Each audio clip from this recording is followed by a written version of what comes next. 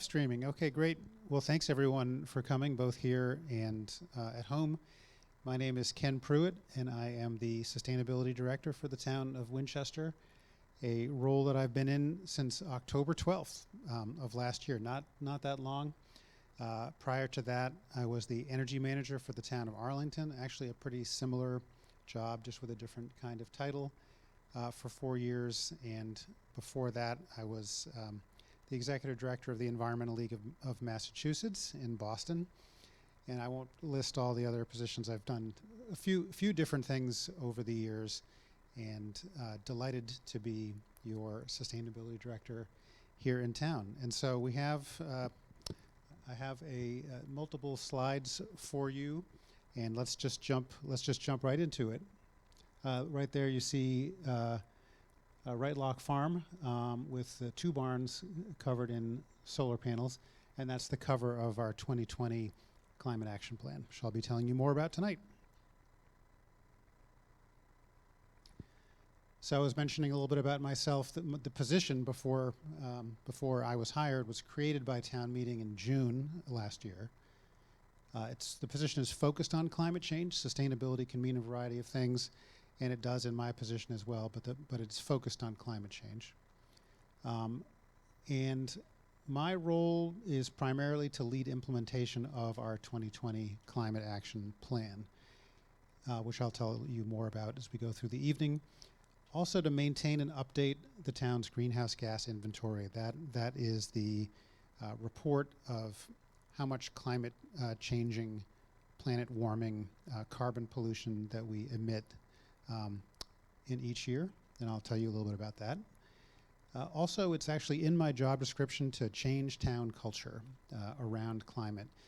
Climate change still relatively a new issue for our society to address, and it's going to require us to change a lot of things that we do. In other words, to change our culture, and so I'll be working to do that in a positive and engaging way. I report directly to the town manager, Beth Rudolph. I'm said to be from the Sustainability Department. That's a department of one person, me. I began work, as I mentioned, on October 12th. There was a Daily Times Chronicle article. If you Google my name and Winchester, you'll see this story, and there's kind of more background on who I am and what I've done. So let's talk a little bit about Winchester's commitment to solving the climate crisis. It goes all the way back to 2005. I'm truly standing on the shoulders of giants. I started in October, but the town did a lot and has been doing a lot for quite a while before I joined the town. Back in 2005, the town created the Energy Management Committee, which still is in operation and successfully working to reduce energy use in town buildings like town hall and schools and the DPW. In 2010, we were designated a green community by the state in return for making a series of commitments to being a more sustainable community in terms of energy and climate. Also in 2010, the Select Board established a Climate Action Task Force. That task force completed the town's first greenhouse gas inventory using 2006 data, which was the most recent data available in 2010. In 2011, the town released its first climate action plan, calling for a 15% reduction in greenhouse gas pollution by 2016 and an 80% reduction by 2050. A new committee, the Climate Action Advisory Committee, was formed, still in operation today. I work closely with it. In 2017, a program called Wind Power was launched. If you haven't heard of Wind Power, well, you probably have heard of Wind Power. Most of you are probably already participants in Wind Power. It is the town's green electricity program, and I'll tell you more about Wind Power as we go along. In 2019, we ran a campaign called Heat Smart. Yes. It was, yes, it was. Yep. In 2019, we ran a campaign to promote clean heating and cooling technologies, like heat pumps and solar hot water. Also in 2019, the town recommitted the town to achieving an 80% reduction in greenhouse gas emissions by 2050. That's actually been leapfrogged by state law because last year the state committed by law to a 100% reduction of greenhouse gas pollution by 2050 and a 50% reduction by 2030, just 8 years from now. We completed a new greenhouse gas inventory in 2019 based on 2017 data, which was the most recent available, and I will be telling you more about that a little bit later. In 2020, a new climate action plan was completed, which I'll be talking about further tonight. We also received a grant from the Metropolitan Area Planning Council called an Accelerating Climate Resilience Grant. That grant was awarded to partially offset the first-year salary of the sustainability director to sort of ease the town into having one. In 2021, the select board adopted a heat statement, which listed a series of steps the town should take to prepare for a future with more extreme heat waves. Town meeting voted to fund the rest of the cost of hiring a sustainability director, and a sustainability director was hired, that being me. Just a word, I just spoke about the town's climate commitment. Our state is well ahead of the vast majority of states in the country in terms of taking decisive action to solve the climate crisis. Back in 2008, we passed the Global Warming Solutions Act, which required emissions reduction, pollution reduction of 25% by 2020 and 80% by 2050.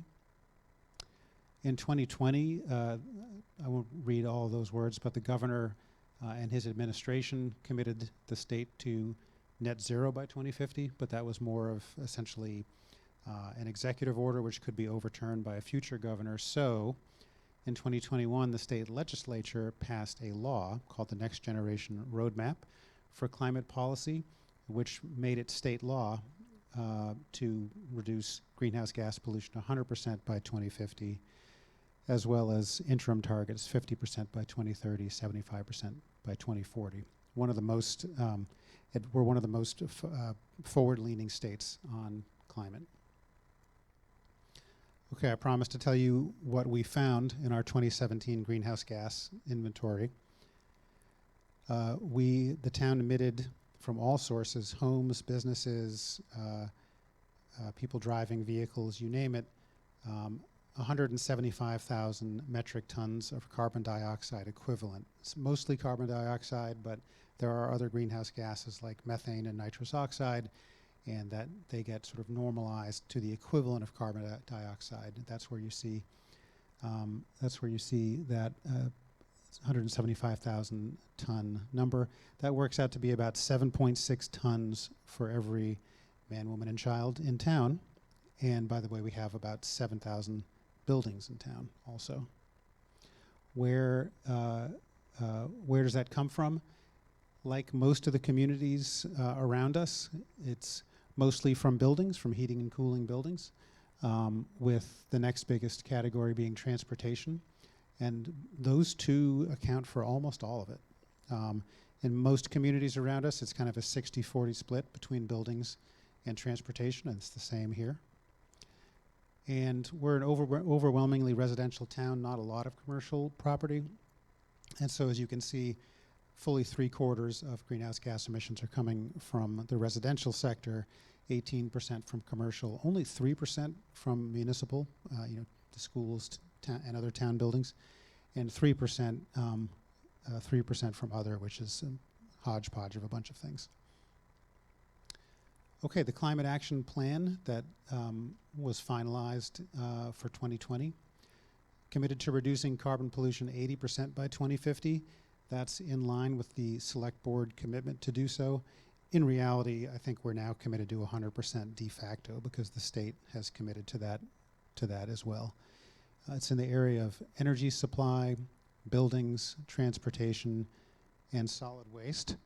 So those, in terms of the carbon pollution reduction side of the plan, that's what it's focused on. The other part of the plan, it's not really half, it's a smaller part of the plan, is to increase community resiliency. This is essentially to help prepare for the impacts of climate change that we know are coming anyway, because we have emitted so much in the way of carbon pollution in the atmosphere.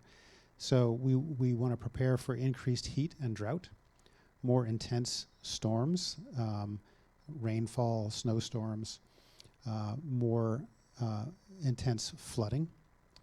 And so that the plan is broken into those two halves, commonly known as climate mitigation and climate resilience.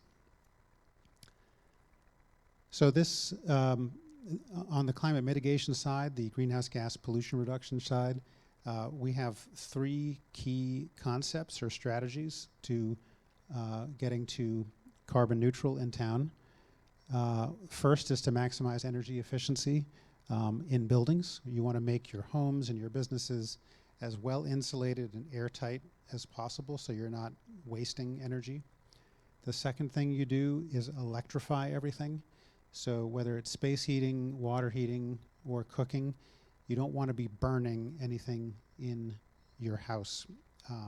That will release greenhouse gas pollution directly, and which I'm sure begs the question, if where's the electricity coming from? Isn't it being generated by polluting sources?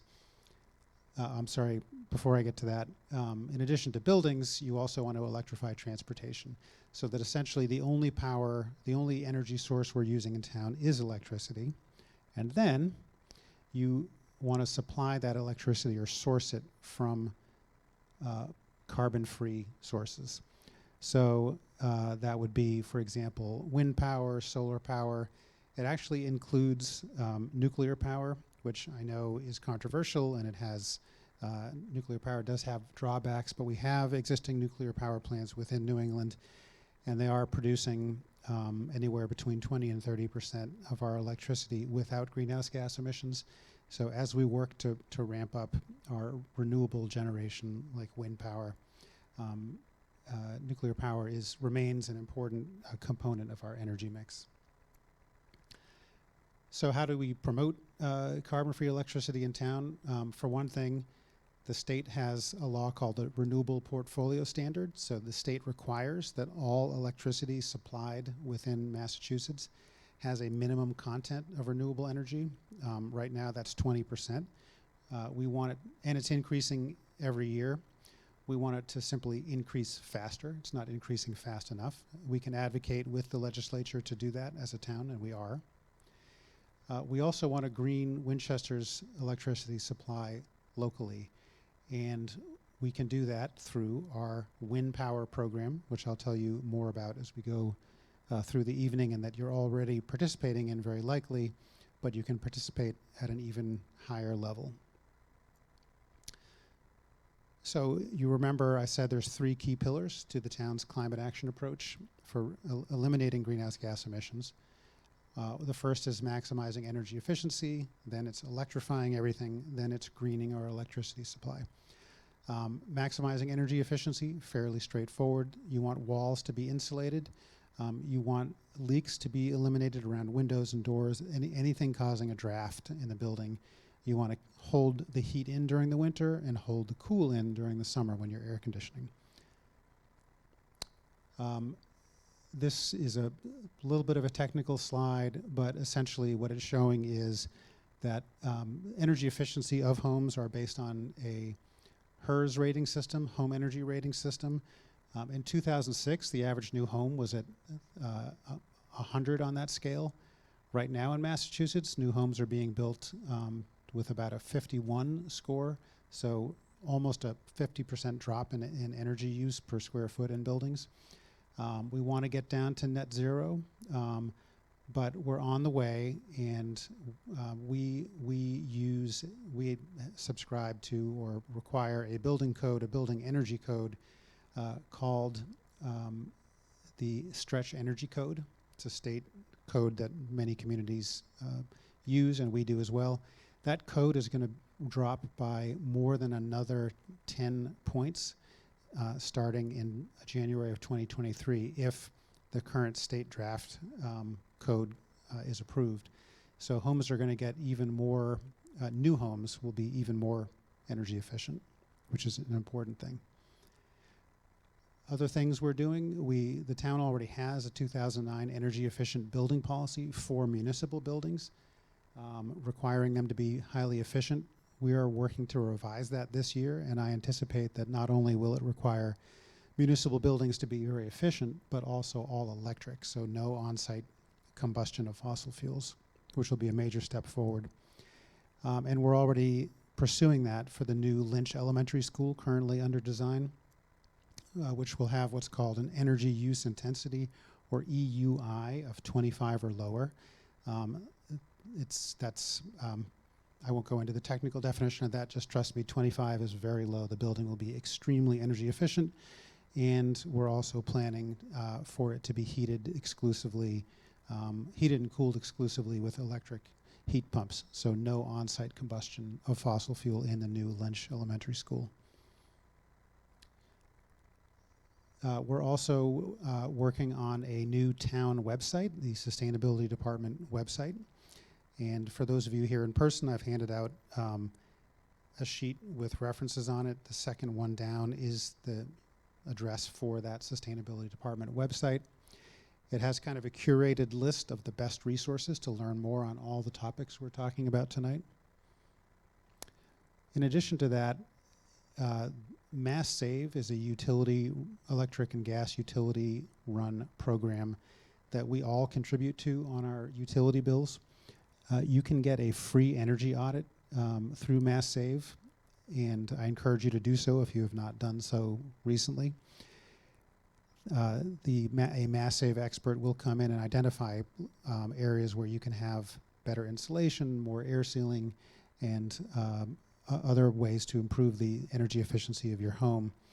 On top of that, if you do need insulation or air sealing, Mass Save will pay most of the cost of doing that, 75% or more, to have that work done at your home. I've had 2 different rounds of energy audits and insulation done through the Mass Save program, and my home is much more energy efficient now, and I paid almost nothing to have that done. The Mass Save website is on my handout, and it'll also be on the last slide of this presentation. So for those of you watching at home, it'll be the last slide up. You'll see the address. You can also get rebates on efficient heating systems and other appliances like hot water heaters, washers and dryers, refrigerators, that type of thing. We also run educational campaigns. In 2019, I mentioned we ran that Heat Smart campaign to promote clean heating and cooling solutions, but in that campaign we also promoted free energy audits through Mass Save. And finally, the town's Energy Management Committee, which I mentioned was formed in 2005, still going strong and has saved the town over $500,000 in municipal utility bills due to greater efficiency. So it's just an example of how we're leading by example. This is the informational website that I mentioned that I am constructing with great resources to sort of the best resources I've found on the web. It gives an overview of those key 3 strategies: the maximize energy efficiency, electrify everything, and source electricity from green sources. It also includes electrification and energy saving techniques and tips for buildings, transportation, mostly electric vehicles, electricity supply, and also provides information on recycling and composting, and climate resilience, how to prepare for a changing climate. So I've mentioned a few times now the importance of electrifying everything. What does that actually look like? Here are the key examples for a home. If you're for heating your home, you want to use heat pumps. They are essentially air conditioners that can run in both directions. And in fact, if you have central air, you can replace that with a heat pump to provide both air conditioning and heating, fully electric, highly efficient. What you see here is an outdoor unit for an air source heat pump and an indoor unit in a home that doesn't have ductwork. This is what a ductless mini split head looks like for a heat pump. If you already have central AC or forced hot air, it means you have ductwork in your house and you don't need this type of thing. You can just pump that hot and cool air through your existing ductwork. For hot water, you can either go with a heat pump hot water heater or solar hot water. This is an example of a solar hot water solar array on a roof that generates hot water. It's then stored in a storage tank for use whenever you want, including the next morning before you go to work. For cooking, again, if everything's going to be all electric, cooking should be too.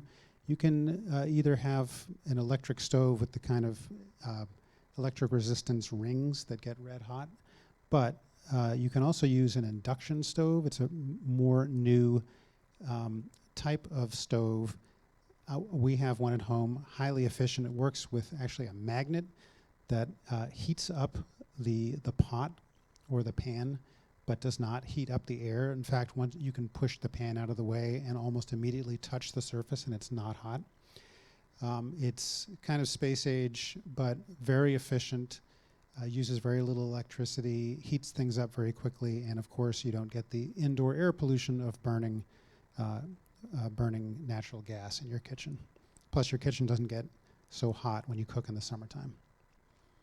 For clothes drying, you can have there's two kinds of electric clothes dryers, either electric resistance, which is fairly typical, or new heat pump clothes dryers, which are highly efficient and use very little electricity.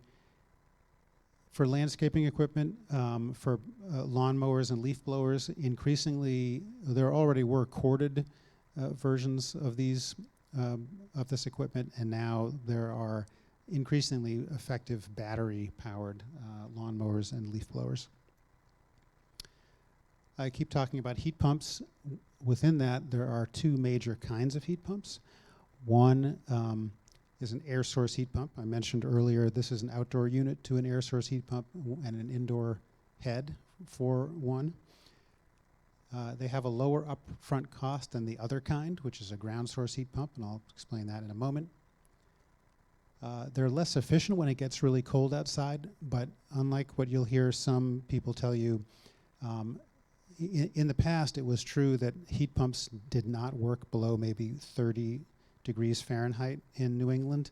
That was maybe 10 years ago, and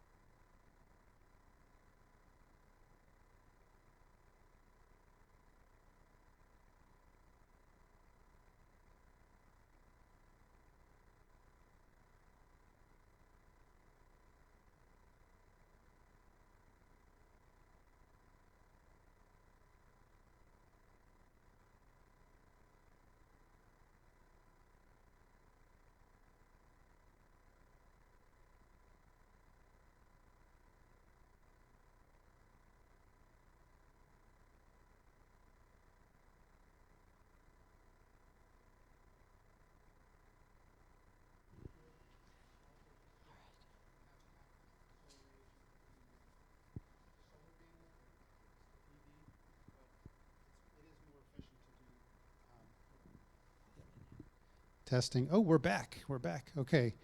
Sorry about that to anyone who was waiting around. I'll jump back now into the presentation. So I was mentioning that there's two kinds of heat pumps. Air source heat pumps, examples of which you see at the top here. You can get them either ducted or ductless. If you have ductwork already in your home or want to install it, then you don't need to have these kind of mini split heads in any of the rooms in your house. But if you don't have ductwork or it's infeasible to have it installed, this works very well. There are also different versions that look more like a radiator that you can install. Then there are ground source heat pumps, which operate under the same concept, except in terms of how they generate heat through these compressors, heat and cool. But instead of getting their exchanging temperature with the air, they exchange temperature with the ground. A benefit there is that once you get below about 6 or 7 feet in the ground, the temperature is about 55 degrees all year long. And so you're during the summer, you're not trying to cool already hot air, and during the winter, you're not trying to heat up already cold air. It's sort of in the middle. It's perfect for a heat pump. They do have a higher upfront cost because you're drilling wells somewhere on your property that are hundreds of feet deep. You might only need 2. It depends how big your home is. But what you spend up front, you will make back over time because it uses less electricity to heat and cool your home. As I mentioned, they're very efficient all year round, regardless of the air temperature. I've only seen them supplied in a ducted system, but there may be ductless versions as well. So, and a lot of that I understand is it's confusing, it's technical. Part of what I've done on the town's website that I'm building is to provide links to other websites that are extremely well done, where you can just take your time and read through all these technologies and decide what's right for you. And one of the best is the Massachusetts Clean Energy Center's Clean Energy Lives Here website. It's on the link to that website is on the handout I gave you, and it will be on the final slide that I leave up at the end of this presentation. So I've been talking about the importance of electrifying your home. This is actually a great time to do it. I also mentioned the Mass Save program, which is funded by a surcharge on all of our utility bills. Those incentives, especially to electrify homes, just increased a lot starting a month ago, and that will be the case for the next 3 years. You can get a $10,000 rebate to convert your home to being heated and cooled with an air source heat pump, $15,000 to convert your home to a ground source heat pump. In both cases, that should be more than half of the cost of doing so. You can even maintain a change in the law this time, in the Mass Save program, is that you can maintain a fossil fuel backup and still get these incentives, although perhaps slightly they lower them a little bit.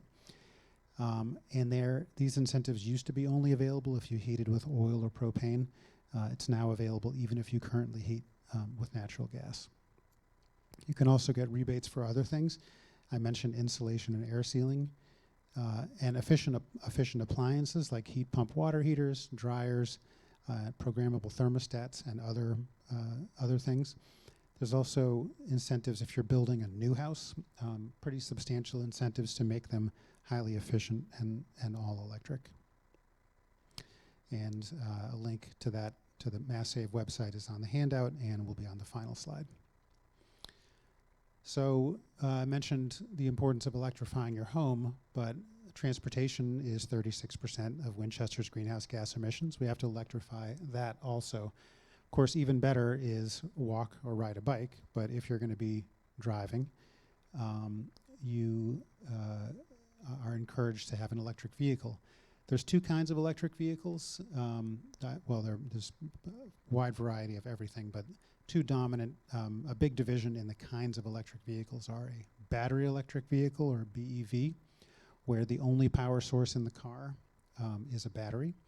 And then there's a plug-in hybrid electric vehicle, which does have a battery. It's a little smaller, and it has a gasoline engine backup. And they both have their pros and cons. I will say that with the fact that there are EV charging stations popping up all over the place increasingly, including along highways, you can have a strictly battery electric vehicle and not have to worry about how you're going to fuel up while you're on the road. That wasn't really the case until recently, but there are a lot of charging stations out there now and more coming, including a new breed of faster charging stations called DC fast charging stations that are popping up all over the place. But a plug-in hybrid has the benefit of anywhere from a 25 to 50 mile range battery only. So for around town, you can be on the battery all the time, charge it up either at home or at a public charging station like the one you see here. And then for a really long trip, it switches over to gasoline. Electric vehicles have been a little bit more expensive, in many cases still are a little bit more expensive than their internal combustion engine counterparts in the same class, apples to apples. But they're already less expensive to drive and maintain. And within the next 2 to 3 years, all the experts are saying that it'll become less expensive to buy an EV up front, and then you'll save money on driving them because on average, the cost per mile driven for an EV is somewhere between 50 and 75%, depending on electricity prices and gas prices, of driving a gas vehicle. And an explosion of models is coming very soon. Almost every year for the next 3 years, you'll see a huge number of new EV models coming out. Something's bound to meet your budget and your taste. Speaking of which, a week from tomorrow, next Wednesday, March 9th at 7 p.m., we're going to be putting on an EV 101 webinar at 7 p.m. The registration link is on the handout that I gave you, and it's on the final slide. So if you're interested in EVs, it'll be a great place to learn more. In addition to that, I mentioned that the town's website has links to sort of a curated list of the best websites out there on different topics. This is the best website for electric vehicles that I have found so far. It's the Green Energy Consumers Alliance Drive Green program website. It has a ton of information about electric vehicles, everything I've covered already tonight, and way more. In addition to that, it under this section, Find New or Used EVs, it has a lot of information on the costs, sizes, range, driving ranges, etc., of essentially all electric vehicles that are available today. So this is kind of a great one-stop shopping website if you're interested in either learning more about an EV or, in fact, moving ahead towards a purchase. Speaking of which, this is my 2021 Chevy Bolt electric vehicle charging on a charging station that I had installed at my house. I mentioned that Green Energy Consumers Alliance Drive Green program. That's how I bought this Chevy Bolt last year. Ended up getting a huge discount on it, $21,000 ending price, including a Drive Green discount and a $2,500 state rebate. And then I installed a charging station that was $600. Unfortunately, my house was configured such that it was about as expensive as it can get for the electrician to run the wire out to my driveway, so an additional $900. But now my house is my own gas station. I can charge overnight just like I charge my smartphone. If you can't charge at home, most people will, but if you need to charge away from home, there are currently 6 charging stations in Winchester, more coming. In addition to that, I mentioned there's something called DC fast chargers. These charge about 7 times as fast as a level 2 charger. This is an example of what, in fact, we might be installing right here in the Jenks Town Hall parking lot, and then also at the DPW visitor parking lot. In addition to that, a private company has said that they're going to install 6 additional DC fast charging stations in town. So the benefit there is with a level 2 charger of the kind that I have at my house, if the battery's down close to 0, you pretty much have to charge all night, overnight, to fully recharge the battery. But if you're in a hurry, you're on the road or what have you, you can charge up your car almost to full in 20 to 30 minutes. And if it's not near empty, you can, 10, 15 minutes of charging will get you enough to go, 100 or 200 miles. And those DC fast charging stations are popping up all over the place, including along highways, which is why I said we're getting to a point where you don't have to worry about range on your electric vehicle. You're going to be able to charge on a trip, even a very long trip. You'll be able to top off your battery pretty quickly with DC fast charging. How do you find these charging stations? I like the PlugShare app. There are others. PlugShare is a free app. This is a screenshot of Winchester and surrounding communities showing all the EV charging stations. You can get the PlugShare app right on your mobile phone. It's a website as well.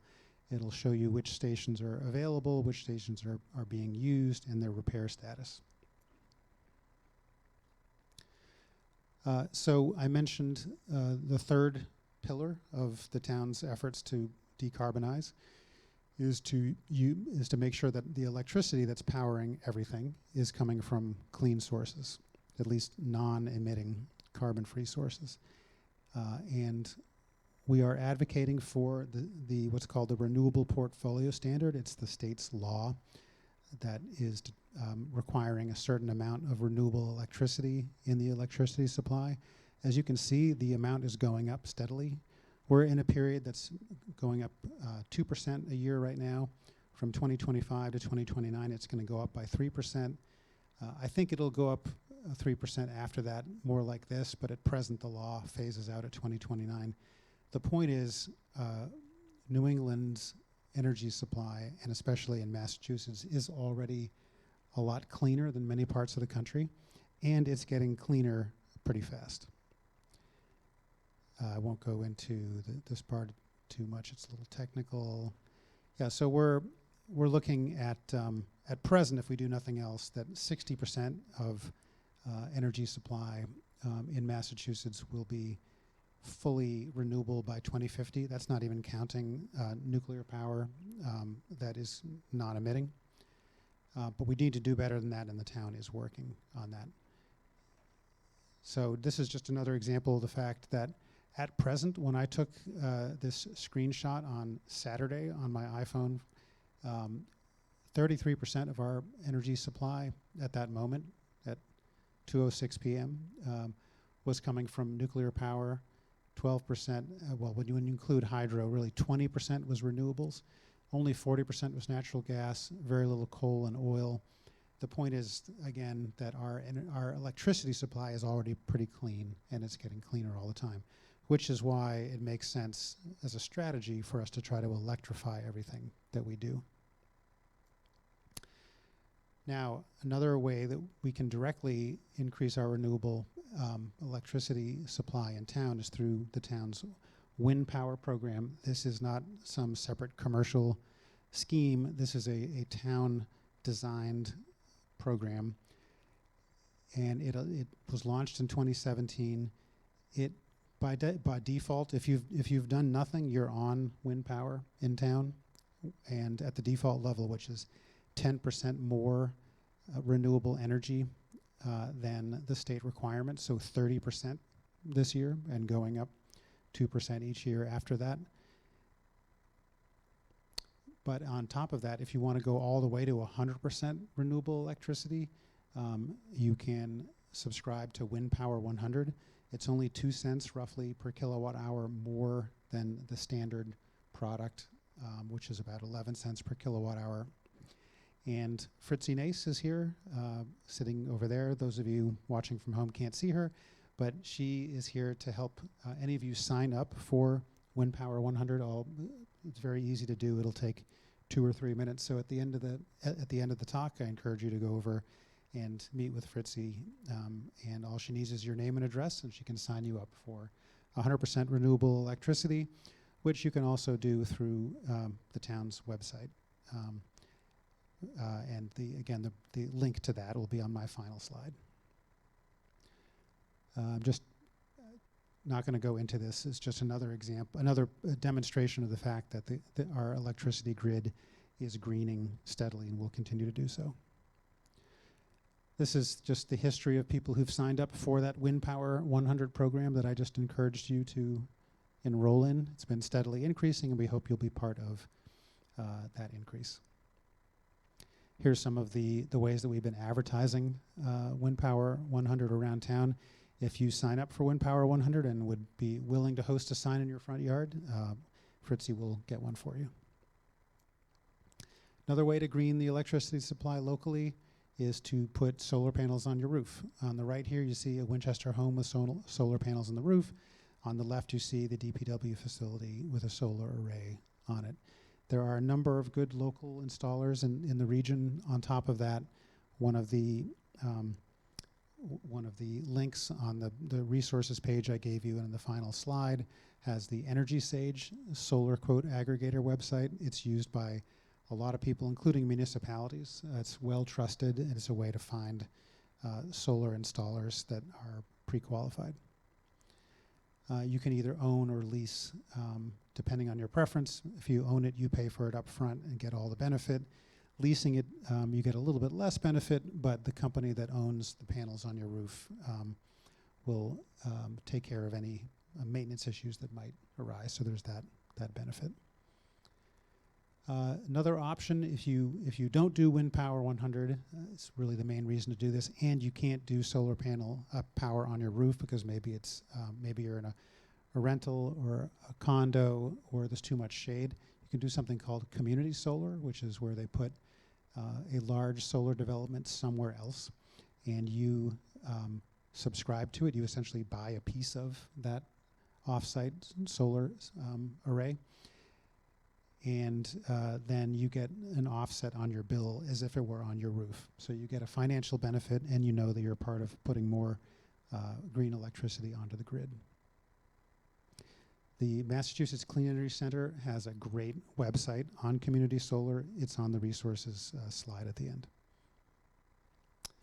And then just briefly, the other categories that are in the Climate Action Plan, they're not as large, there isn't as much focus on them, but we want to promote recycling and composting in town. The Climate Action Plan in 2020 called for a 30% reduction in waste disposal in town by 2030 and a 90% reduction by 2050. We can do that by maximizing recycling. You shouldn't be putting anything that's recyclable in your trash. It should be recycling it with either your private hauler or at the transfer station. We also want to maximize composting. More than 25% of the average trash bag going out is food waste, believe it or not. And so we can solve that problem by composting either at home or at the transfer station. The town is also working to educate residents on all these options, in part the website that I'm working on right now, but in addition to that, brochures and presentations. We're also working with our state Representative Michael Day on his House Bill 878, which is an extended producer responsibility bill. What that really means is it's going to incentivize and, if need be, penalize companies that use excessive packaging when they mail you things or have things on the shelves. As I mentioned, the other part of the plan is the enhancing climate resilience. We know that we're going to have some climate change. We need to be ready for it. It's a shorter section of the Climate Action Plan, but it is important because the climate is changing. The climate hazards in Winchester that we deal with in that plan are high heat, was the top hazard identified in the town's Municipal Vulnerability Preparedness Plan. Intense rain and snowstorms, flooding, including what you see right here on Cross Street, Drought and vector-borne diseases, so diseases that are transferred by mosquitoes or ticks like West Nile virus, Eastern equine encephalitis, Lyme disease, and babesiosis. And so the point is we're working on those. We're coming up with plans and educational information for residents to be prepared for these things.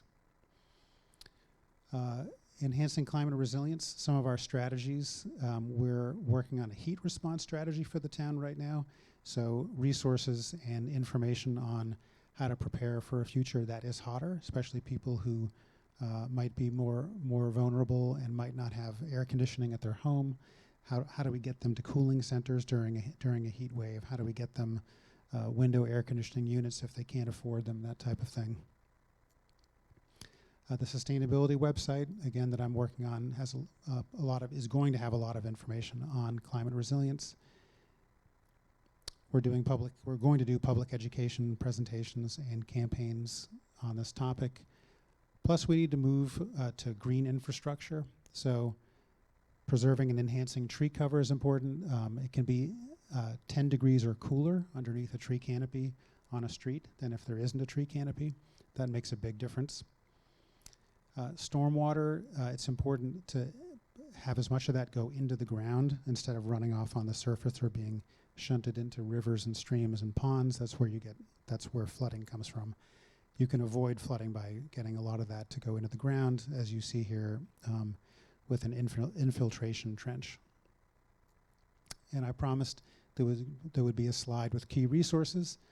This is it. I'm going to leave that slide up while I answer any questions you may have. Thanks for patiently sitting through that presentation. Yeah, go ahead.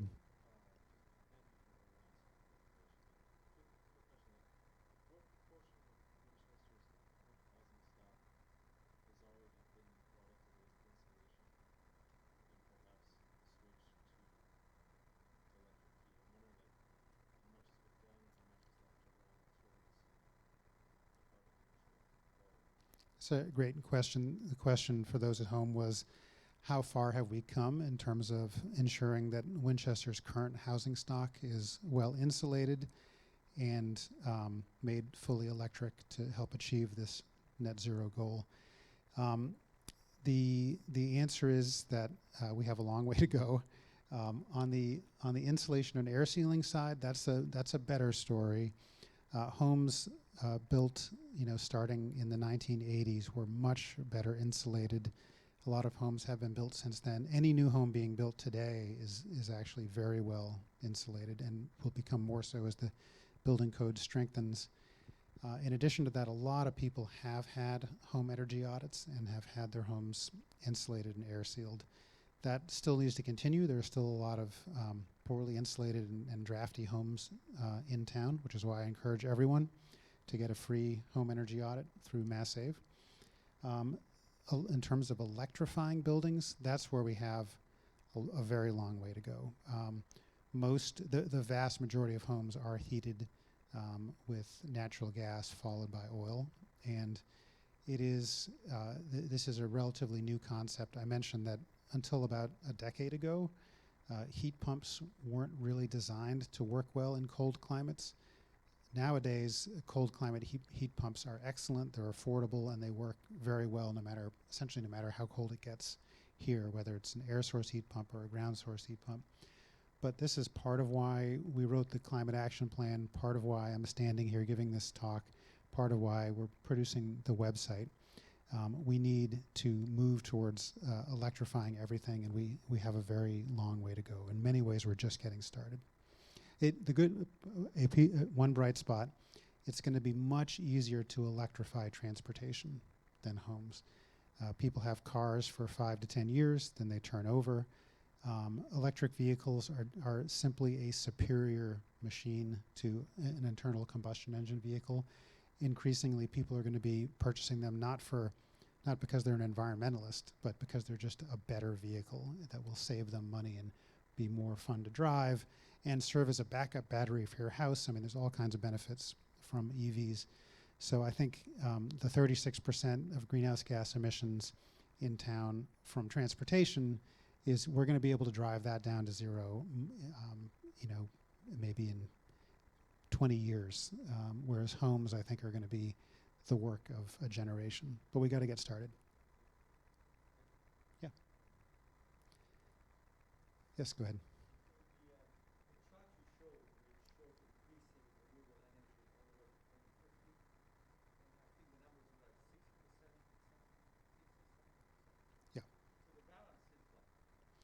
Yeah, so let me actually go back a few slides. Bear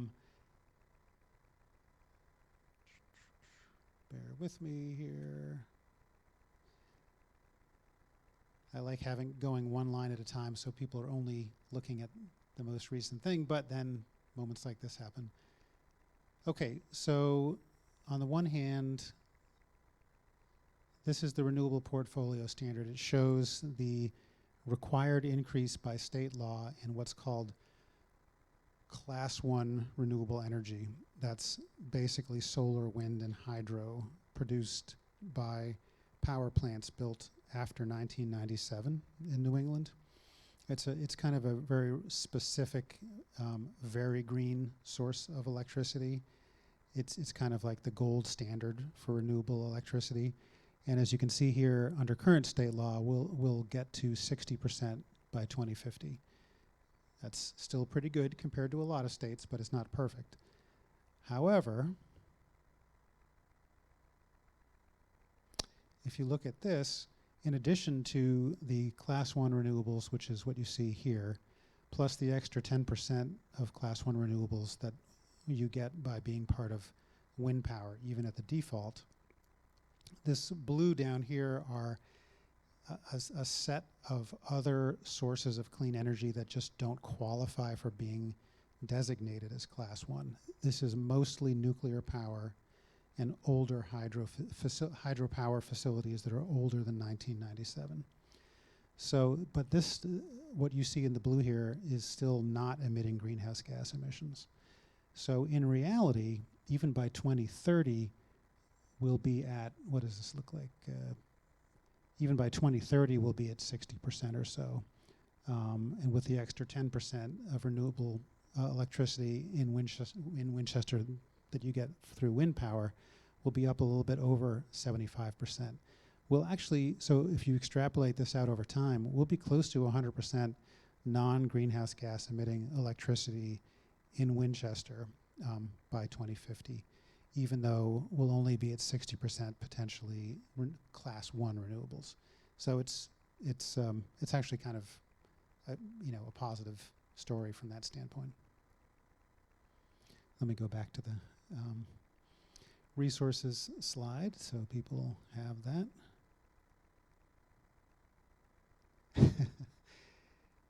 Oh, there we go. Okay. All right. Happy to answer any other questions. Yeah, go ahead.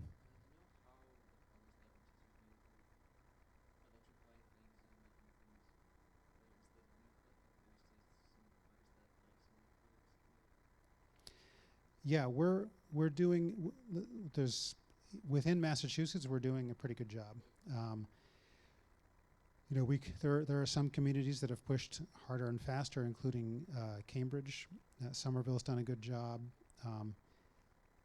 Arlington, where I worked before coming here, has done a good job. Winchester, however, is sort of in the middle, I would say the middle of the pack, well ahead of some Massachusetts communities. But then if you look nationwide, Massachusetts as a state is so far ahead of so many communities that Winchester is quite far out front, in terms of the average city or town in the country. And we're holding our own within Massachusetts, but we're looking to accelerate that and really get to the front of the pack.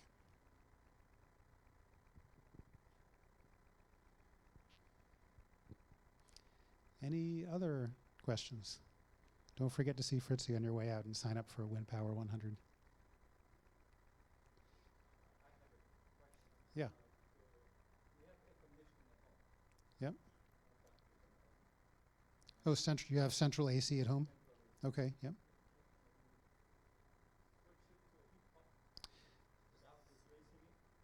No, you have to get, the question is whether if you have central AC, whether you could sort of switch a switch or replace a small part or something like that on the central AC and turn it into a heat pump that will also heat your home. The answer, unfortunately, is no. But the good news is you can maintain your air handler and existing ductwork.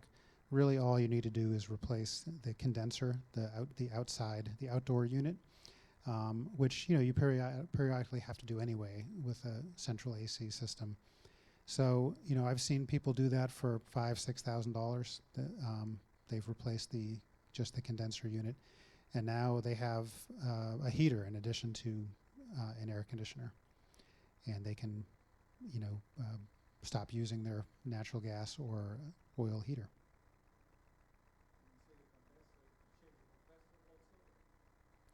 Yes, the condenser and the compressor. It's essentially the entire outdoor piece of it, the whole outdoor unit. Yeah, yeah, yep.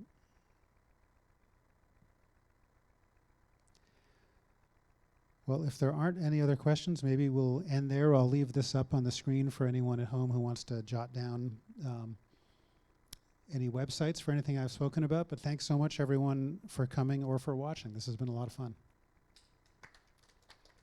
Thank you.